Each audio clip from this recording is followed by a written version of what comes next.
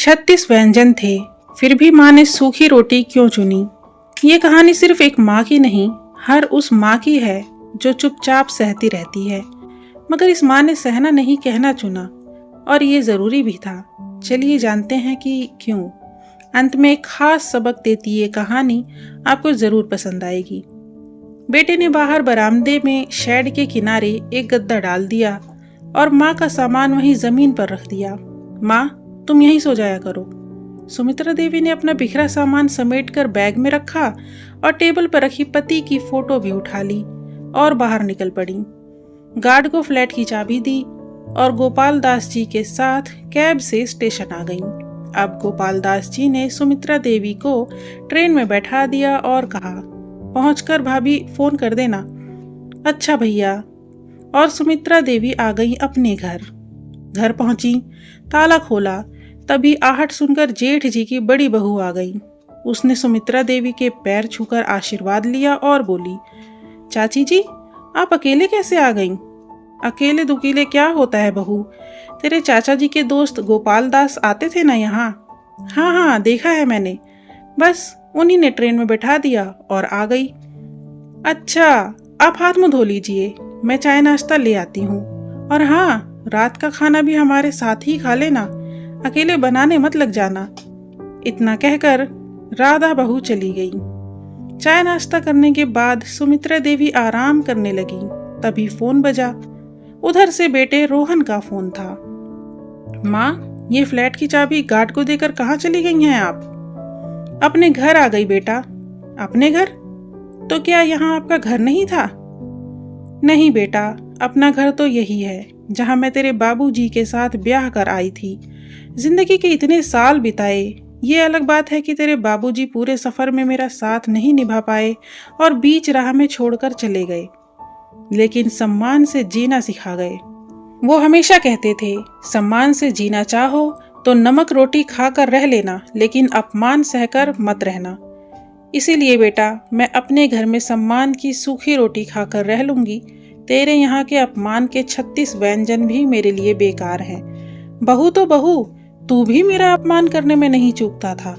अब मैं यहीं रहूंगी और यहीं से मेरी अंतिम यात्रा भी निकलेगी। कहकर सुमित्रा देवी ने फोन रख दिया और सोचने लगी, कितने मनुहार करने पर मैं बेटे रोहन के साथ उसके घर गई थी। अचानक पति हरि प्रसाद जी चल बसे। रोहन इकलौता बेटा था तो अपनी जिम्मेदारी समझकर माँ से कहने लगा, अब यहाँ अकेले कैसे रहोगी? चलो मेरे साथ। सुमित्रा देवी ने मना भी किया। अकेली कहाँ हूँ, तेरे ताऊ जी का परिवार है। भले अब ताऊ जी और ताई जी नहीं हैं, लेकिन बड़ी बहू और बेटा मेरा खूब ख्याल रखते हैं। लेकिन रोहन नहीं माना।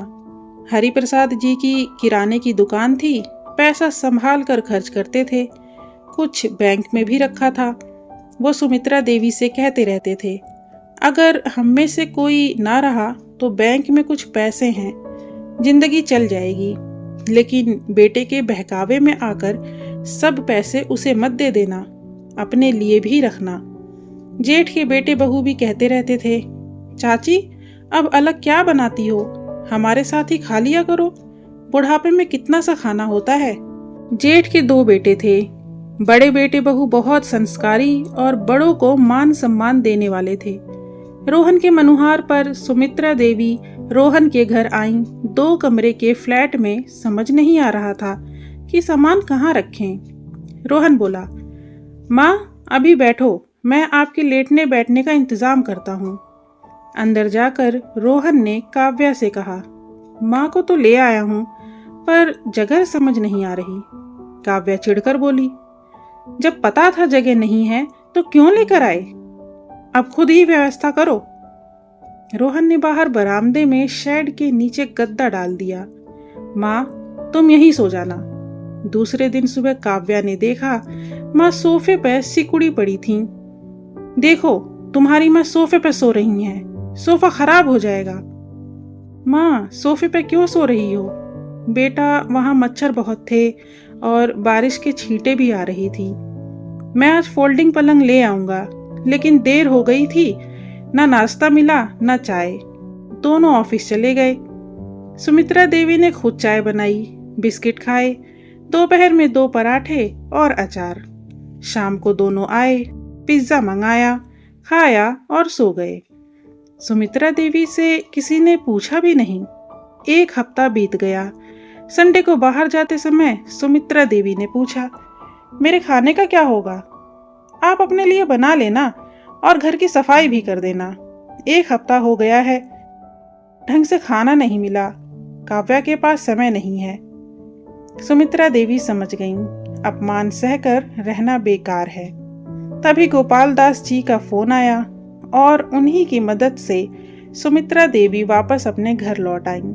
अपने घर में 3 कमरे थे, 2 किराए पर दे दिए। सम्मान से रहने लगीं और सोचने लगीं, अपने से ज्यादा तो पराये ख्याल रखते हैं। सम्मान की सूखी रोटी भी पकवान से कम नहीं। इंसान सब कुछ सह सकता है, लेकिन अपमान और तिरस्कार नहीं। सम्मान की नमक रोटी भी पकवान से कम नहीं लगती। आपकी क्या राय है? कमेंट में ज़रूर बताना और वीडियो को लाइक ज़रूर कर देना। और ऐसे ही प्यारी प्यारी कहानियाँ सुनने के लिए चैनल को सब्सक्राइब भी कर देना। आपके कमेंट का मुझे बेसब्री से इंतज़ार रहता है। धन्यवाद। Bye bye.